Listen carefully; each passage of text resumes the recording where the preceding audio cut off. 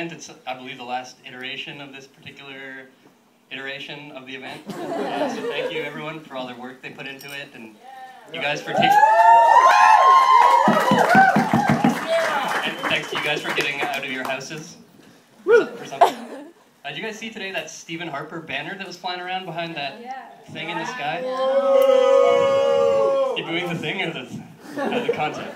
It was en français, but it said, "We, Stephen Harper, we hate you," which was fine. But I thought it was a little weird that they were towing it around behind a drone. It seemed like a bit of a mixed message that you would do something like that. It was also a bit scary. A little bit scary. I don't know if you guys know anything about these drones, probably. It sounds like it. But they have the scariest names. For these, the Reaper and the Predator are the two kinds of drones they use. Two things that, I don't know what Reapers do. Which one's worse? I don't know.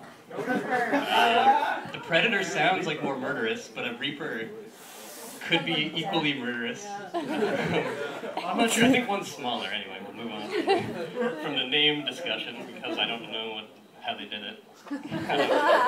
But drones are kind of like the new way of having war.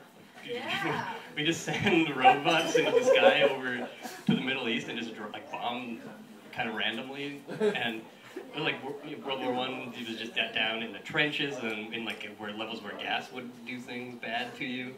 Then World War II was like the sky and the sea, and then Vietnam was jungles and helicopters, and now for like drones is the worst transition that they have made yet because there's no like war happening anymore. People aren't fighting each other. There's a guy on a computer in New Mexico somewhere in the desert just like, clicking on a hut, and it's like, we have intelligence here that says that one of the Al Qaeda guys has been here before.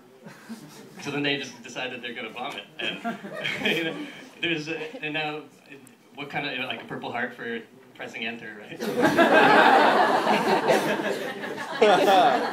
Actually, Purple Heart, you have to get hurt, so carpal tunnel gets you. That's how you get out. I'm not sure where that idea came from. But the thing is, about a good robot, it always instills fear in humans.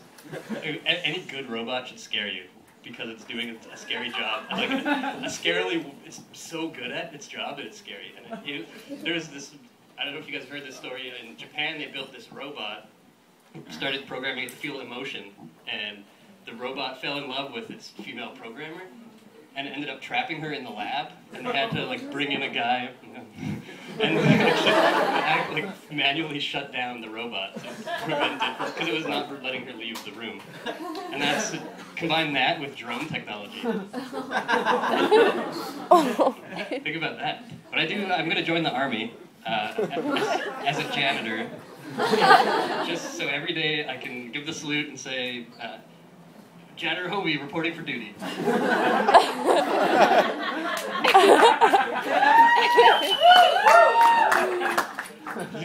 That's the best one I got, that joke. I usually like try to talk about dog actors every time I get a microphone, it's like a forgotten category, I find. It's going to be Oscar soon, the dog category. It's going to be in the Oscar. And I saw this movie recently. I'd seen it before, but I didn't take note of the dogs the first time through. It's a movie called Something Wild. If you haven't seen it, it's a really good movie. Silence. Everyone, listen to me, even though I'm a stranger. Watch it. But they have a dog on the back of a motorcycle wearing goggles and a helmet. They have a dog in a flower shop, like laughing basically. And it's full of great dog performances. Comedic dog performances, not just scary dogs. Which are the more memorable ones. So the other day, I was thinking about a transition, like a Segway. It's got a wheelchair on the front of the Segway. It's like easier to guide the person around for whoever has to push it. It's like a Segway on the back. Shouldn't have used the word transition. Mistake. In the wintertime, shut up. In the wintertime, I saw this kid getting off the park bus with, he was blind, so he had one of the blind tapping sticks, And I saw it come out of the bus first, and he took a step to nothing, down, face plant in the snowbank. I see his mom behind him just...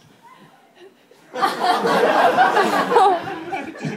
alright, that's, I guess he's got to learn somehow how to take public transit. But I mean, to be fair, he looked like he maybe had been through his bar mitzvah already, so he was probably technically a man. He's supposed to be taking care of himself. But what I think is that we're all in some way that little boy. Wet, cold, wet face. Eyes don't work. Jewish. We're all those things some days.